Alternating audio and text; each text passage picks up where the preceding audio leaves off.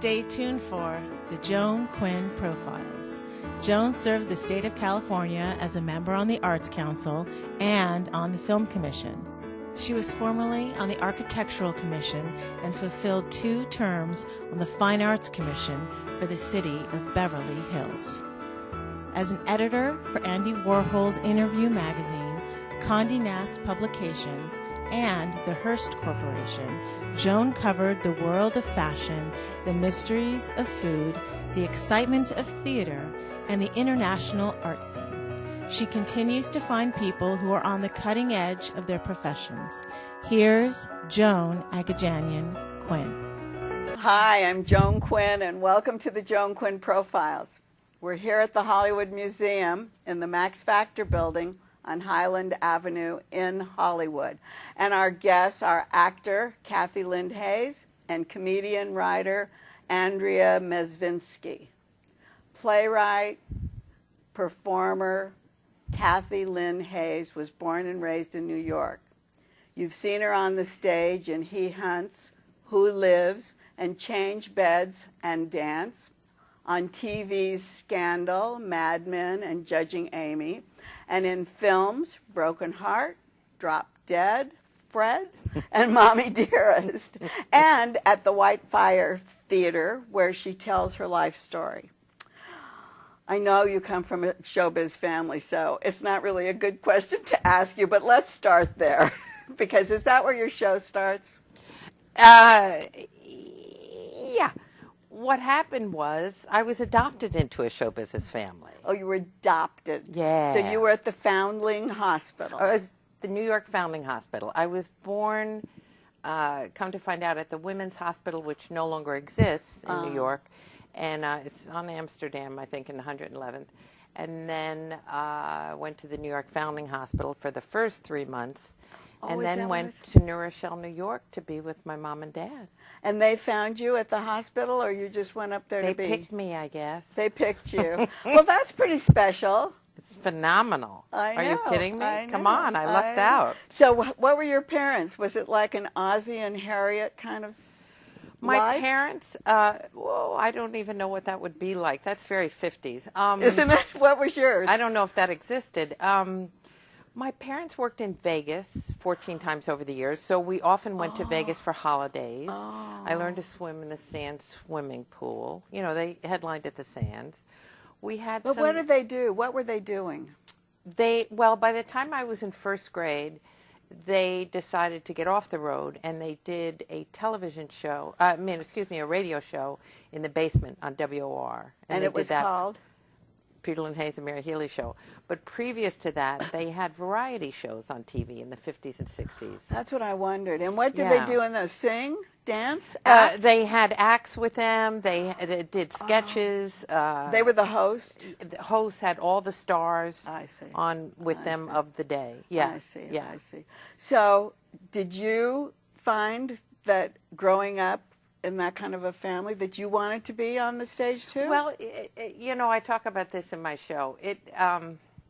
Yes, of course I did. I was on Edward Murrow with my parents. And and how old were you? 4. I know. That's what's pretty wild. And my dad, apparently I was in love with Davy Crockett at the time, but I could not say the word correctly. And I was very in love with singing theme songs. So my dad said to Edward R. Murrow, Ed, can you tell Cathy to stop singing Daisy Crockett?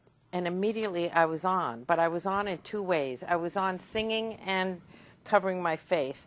So there was the duality right there. Don't look at me, but I want to do it. But I want to do it. So did that follow you all the way? It did, but my dad and I, you know, as a rebellious teenager, and he told me what I had to do to be an actress.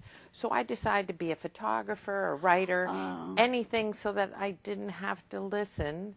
And when I was 27 and happily married, I realized it's the only thing I wanted to do. I mean, so it was something that you were rebelling against. It was something that was a part of you. Absolutely. So did you study acting?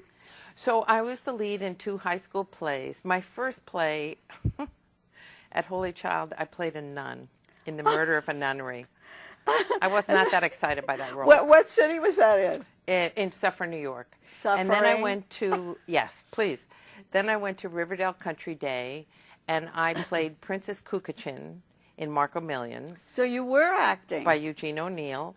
And then I played Emily in Our Town. And that was pretty fabulous. And did your folks come to watch you? Of course. And then I went to George Washington University for a semester, and I played Jerry in The Zoo Story. So you were acting all the way along. You And just then I didn't want to left. be told And what then to I do. left. And then you left. And then I never did another thing. From George Washington University? Correct. Gone. I went into the School of Visual Arts. I was a photography major. I went to College of New Rochelle. I was an art history major. By that time, I was married, and I was going to school at night. I took journalism courses. I know you took journalism. I did. I took writing classes. And eventually, I had too many humanities. I know, Because me too. I wasn't interested in science. Me I didn't too. want to do biology. You couldn't get a master's because you had to have that other stuff. That's exactly. I was going, but I have so many credits. I had way too many.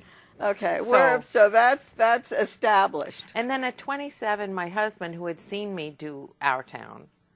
Oh, he had way back then? Well, I had a crush on him in high school. And I actually, the wedding gown I wore in Our Town, I borrowed from his mother. And then... Was it her dress in the play? Yeah. Was he an actor? No, Was she an actor? no. They just lent me this beautiful satin, old-fashioned dress. And then later, we married. Did he go to school with you, high school? No, he lived down the street. Oh, Big he was Irish on the Catholic same plan. street. Yeah, Okay, and I had a 'cause- crush on him since forever. Okay, so was your suffering school just a girls' school?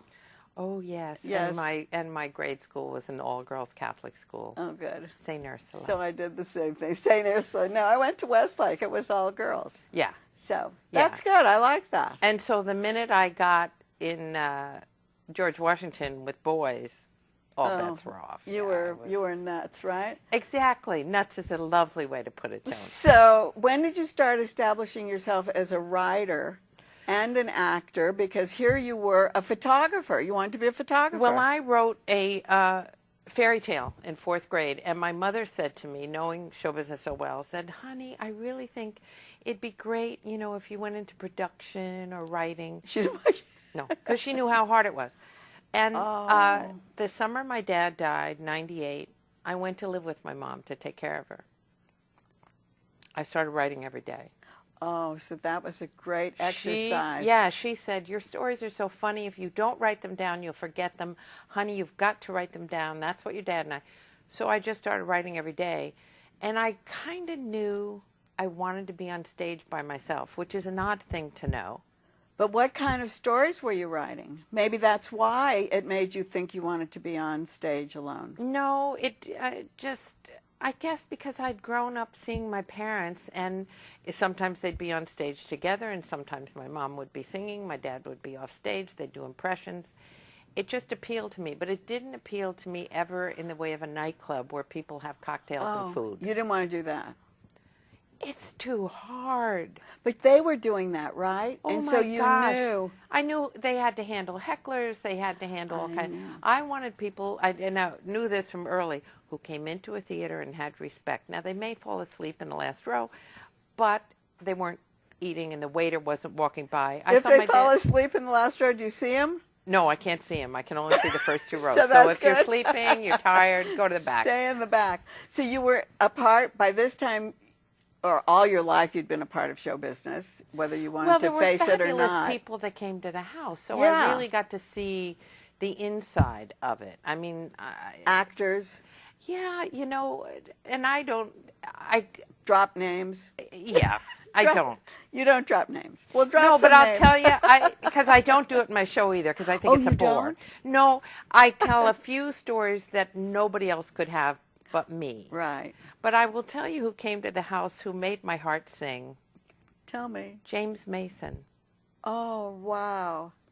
And when he was first married, before he married Clarissa, and he was married to Pamela, they came to the house when we lived in North Hollywood. My parents were doing a series at Radford. And he was the dreamiest man on the planet. He just was, and he was darling with me.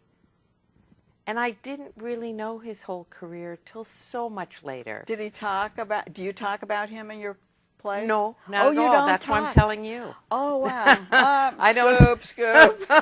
But you know what I learned from him? As magnificent as he was, he never turned down a job. But that's what I tell kids to do now. He never, and if you see him in a so-so project, he's always brilliant because he gave his best work, and he was afraid that if I don't take this job, I won't get that job. Yeah. I think that's really important because people go, I'm above that, I can't take it. And James Mason, and hold your breath till the next one comes. Till the day that you're above all of it, nobody. Exactly, and nobody comes. What I was wondering is, you had all these people coming to your house all the time. Was it easy for you to get an agent then? Because you probably needed. Oh, not at wasn't? all. Oh, no. But when I got my first job, I got an agent, and late in the game. It didn't happen easily for me. My first thing was commercials. Oh, it was? Yeah. Oh, I got it. And I shouldn't say this either, but I call my commercials, and this is no ego of mine because she's so brilliant, but they're like my Carol Burnett show because I do different accents, I do different hairstyles. I know. That's what I said today. You have a Brooklyn accent. You went, no, not today. Oh, you have an English accent. No, not today. I grew up with my dad doing all these accents. Impressions? Oh, we'd come up to the toll booth and he'd say, hi, we're taking the family. Do you know which road it's going to be? And we'd be sitting there, Dad, don't do this. No, Dad. Really? Yeah. And my mom would pick up the phone, and depending on who it was, she'd say, oh, hello, darling. How are you? We say, Mom, what are you doing? And you knew that somebody else was on the phone, that she was like doing stuff. So I grew up with all of that. So did you do any of that in your play? I do a lot of different characters. Tell the name of the play. The Beauty, again.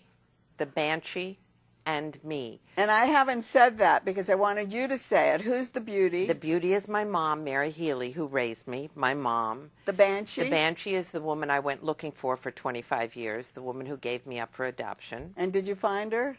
Oh, yes. Oh, you did find her? Oh, yes. Oh. She's the Banshee. And you, right? And me. And it's... Were you disappointed? Really, we can't go into this. We can't go into it. We'll probably talk, because this could be, half One hour. of the reasons I wrote my piece is that being adopted from the era that I was adopted from, my birth certificate is still sealed in the New York City. I am still, at my age, not allowed to see my original birth certificate. Right. That's I thought they changed that law, but I guess they didn't. Oh, not in about 42, 46 states. And it's horrifying.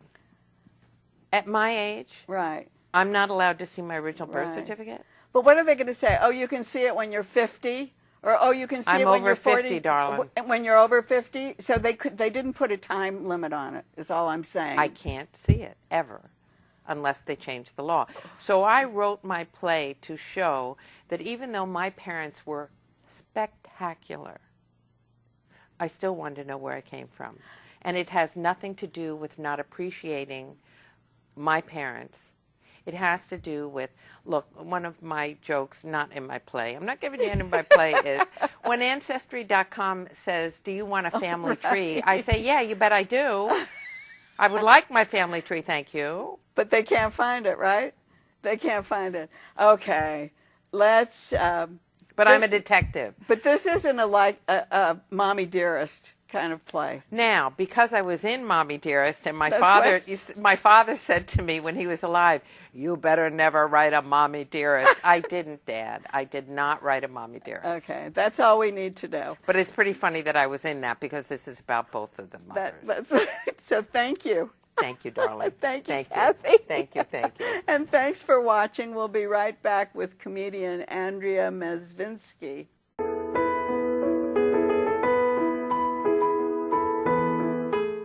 Hi, welcome back to the Joan Quinn Profiles. We're taping here at the Hollywood Museum, and as you know, this is the historic Max Factor building.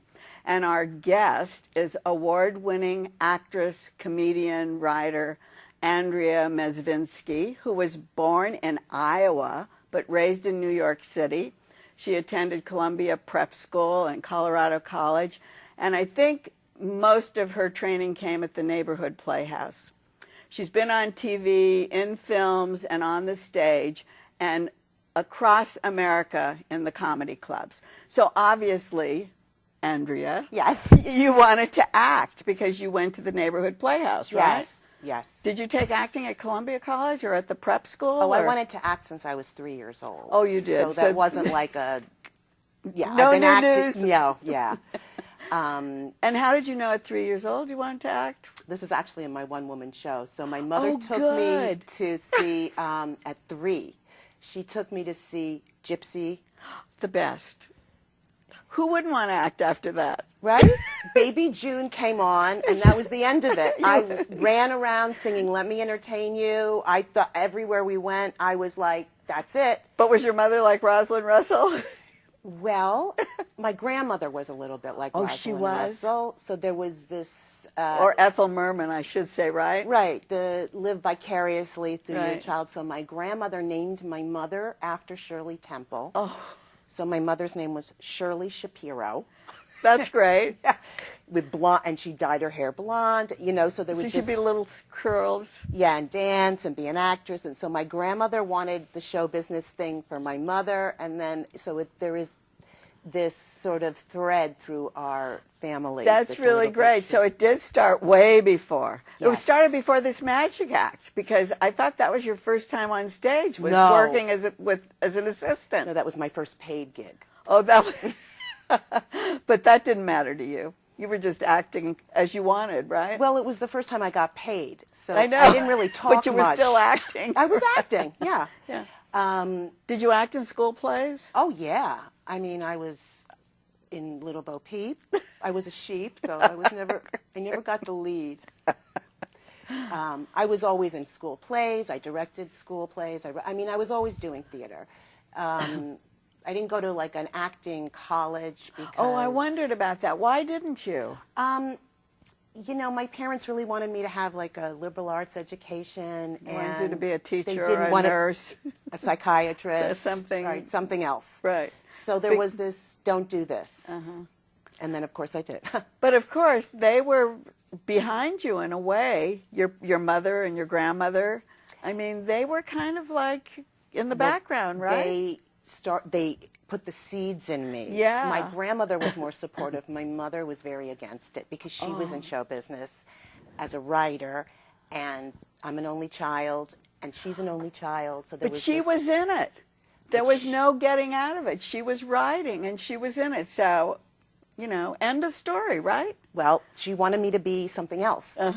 So Secure. here you are. You're in your first paid thing, the Magic Act. And Yeah. You know I'm going to ask you about this. I don't know, actually, what you're going to ask me. Will you tell me how you They get did it? So the Magic Act, you get sawed in half how Yeah. many times a week? Every night. Every night. It's not so easy. It's physically hard. It's a contortion thing. Is it physically hard? Well, you have to be able to hold a contorted position. Okay, so did you take dance classes? Yeah. Oh, you did? Yeah. I mean, I'm not a professional dancer, but I was an aerobics teacher, Okay. and I took a lot of modern dance and That's in what acting school. I see. And I'm physical comedy, so I had a lot of physical agility. But that's very interesting because that's a very valid point for this show, right? Yes. For this show, your show, and the Magic Act. Yes, it is. So how did this magician find you? I was doing another play called, I don't even remember, it was about cryogenics, and I was literally frozen. I couldn't believe I got these crazy parts because I had to be frozen for like half of the show. And I just had to hold, so a friend who was in the play said, my friend is a magician, he's looking for an assistant, blah, blah, blah, blah. You seem to be able to do weird things. And I know you're so young and starting out, and you want a job, and this pays, and you can do it So there you were? There I was. And Miss where was Fafufnik. it? What was the name? I couldn't even say it. Miss Fafufnik. Fafufnik. Did he make that up? Fafufnik. Fafufnik. Please. Did he make that up? He must have made it He up. made I don't it think up. it doesn't sound real, right? Although Mezvinsky. Or maybe you made it up. No, I didn't. I swear, I did not. And I had to wear like a bright, blue sequin thing, and I was Miss I didn't talk. And when you though. got in, was it a laying down box that you get into? Like, Yes, we had one that laid laying down and one or that standing stood up. up? Oh. That's the zigzag lady trick, which is standing up. and then the laying down is the Getting more sawed in traditional half. sawed in half. Okay, yeah. so the funny thing is, funny to me, that you started this act, and now, how many years later, you're doing this one-woman show that goes back to the first act, right? Yeah, well, it's, this is used as more of a metaphor in my play now, so it's, I'm using the role of a magician's assistant as a metaphor. So you're walking through with that in mind? Yeah, the play is sort of framed with this notion of being pulled into two directions as a woman and my identity. So there's actually a serious metaphor for the reason I'm using it, but it really was my first job. It was. And it really was interesting that was my first job, and then I spent the rest of my life trying to put myself back together again because I'm trying to do so many things. Oh, because you tried to do... Try to be a mother, try to be a wife, try to be an actress, so... So let's talk about trying to be a mother, because there you were on Oprah as the best mom. America's Funniest Mom. Not best, right? Funniest. Funniest. Sorry. Right, not best. I didn't mean not best. But it Yes. was America's funniest mom. And did she name you, or who named you? Yeah, what happened was Carefree Gum, which is now, I think, defunct. But remember Carefree? There was a gum called Carefree, sugar-free gum, choo, choo, choo. Yeah, so they had a contest that they were doing around the Mother's Day time period. It was an advertising thing. They were looking for America's Funniest Mom. So all these people sent in tapes and all this stuff. And I just had a kid, and at the comedy club, I was one of the only comics that had a kid and was doing it. So they told me to send my tape in. Unbelievable. I never thought any of those things were for real, those contests. Obviously, it was for real, because you won, right? Yeah. Well, I came in second. Oh, you came in second. And what happened was, me and the girl that came in first, who wasn't a real professional comedian, she was just a mother with a great story who made funny faces, and, you know what I mean? So they sent our tapes around to all these different shows, and the Oprah people loved me, and so we both went, but I sort of took over? Yeah. I wonder why. I took over. Yeah. And what did she say? How was that? It was awesome. She was amazing. I thought she was going to be a diva and da-da-da, and she was very grounded and very sweet and very supportive. And were you funny? Yeah, it was funny. Were you funny? She showed a clip of it was a comedy routine, and it was like a special Mother's Day show. And so there were all these serious mothers, and then me.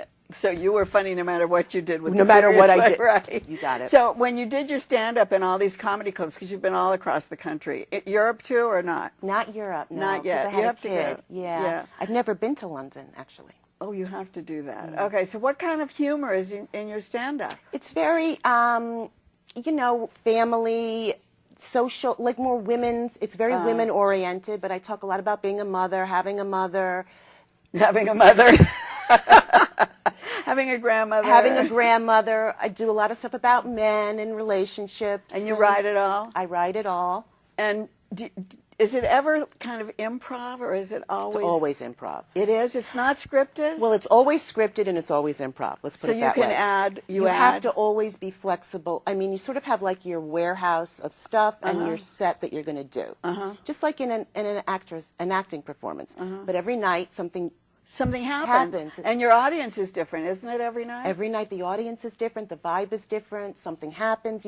So you have to, that's the whole, so if you can flow with what's going on in the moment, or I'll walk out and I'm like, oh God, I can't say dick in this audience. I can't do this. Oh, you know certain things?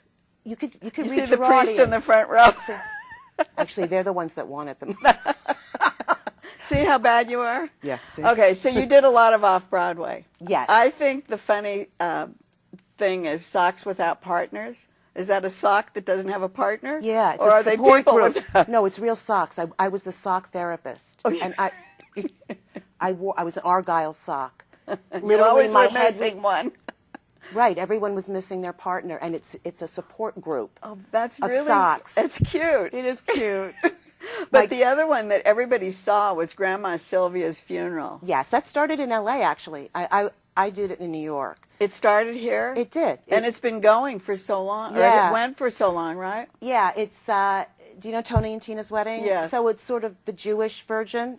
Oh, but so it was audience participation. It was interactive comedy. Right. It's about, it's a funeral, a Jewish grandmother's funeral, and then all the members of the family and all the dysfunction. And so it's, you know, it was in Soho Playhouse, and I played the therapist. I'm always playing a therapist. I wonder why. I don't know. You make people laugh. Right. Because you have to laugh to get well. That's true. That's true. Laughter is the best Isn't it medicine. true? Yes. So here you're doing that, which was interactive, and then you had a solo show off Broadway. That was the beginning sometimes over the summer? summer. So What that is was the that? beginning of this show. What is that? So that was the first incarnation of Saw It in Half. So that was, I did the 3 generations. I did my grandmother, I did me, I did my mother. I told my story, and I got to a certain point, and then I put it down because of my son. I didn't want him to know certain things, and I had to raise him, and there were certain things that I wasn't ready to Divulge. exactly. Were they secrets? They were. Are they still secrets? Well, some of it. Well, it is, but But you're telling them on stage. But now it's all weaved into a more universal story, and I've opened the story up, so it's not just my story. Do you know what I mean? I look to other people. I look to Isadora Duncan. I look to Frida Kahlo. I look to Emma. I look to other people who've had other lives, and I've opened up my story. But do they interact in your story? Are they part of your life? No, they're like muses. They're like I do them quickly, but they're like I'm in the middle of a problem in my show, and then Frida Kahlo comes out and tells me, "Don't worry about not having it being too hairy," because I was once told I had too much hair. Oh, I see. So Because she's very hairy. She's very hairy. So. And I shall be her for Halloween. So I have a mustache on, so I do So do you this. do that as you're talking? I go, well, I don't want to ruin it, but Don't ruin it. This okay. is one character. Yeah. Okay. So anyway, I'd be talking about a problem I'm having in life, and being told that I had too much hair, and then I turn around and become her, saying, "Own your hair, own yourself, be who you are, transmute your pain into your art." And Fantastic. Yeah. So you put your mustache on one eyebrow? I put one here, one here, and a little flowered headband. Of course. And I go like that. Fantastic. And did they get it? Oh yeah, they love Frida. Frida Kahlo's really hot right now. She's trending. Frida Is she Kahlo trending? is trending. Yeah, go to Urban Outfitters. There's like a big book. I'm right on the pulse of the action. Oh, well, Yeah. there you are. And you're in NoHo right now? Yeah. North Hollywood. Yes. Where is it? It's at 5124 Lankershim Boulevard at the NoHo Acme NoHo Art. Oh, at the Theater. Acme NoHo. Acme, Art. Okay. yeah. So before we leave, did you learn any other magician tricks when you were working as an assistant? Oh, you're really into the magician stuff. I know, because no one will ever tell you anything. Did Well, you you're not learn any supposed tricks? to. I know. But did you learn anything like that? Did you want to be a saw- magician? I love it, but I'm really too funny to Too be a magician. talkative, Well, maybe. I laugh, and I'm not a good poker face. Oh, they have to be poker face. You kind of do. Yeah, There was a that's moment in true. the box where I started getting the giggles, and that's really not cool. that your magician assistant Sticking is the like, knife in you and like, you're what's laughing. I don't want to go any further. I want to thank you for being here. Okay, thank you so much. And thanks for watching the Joan Quinn Profiles. Keep writing to JAQUINN1 at AOL.com.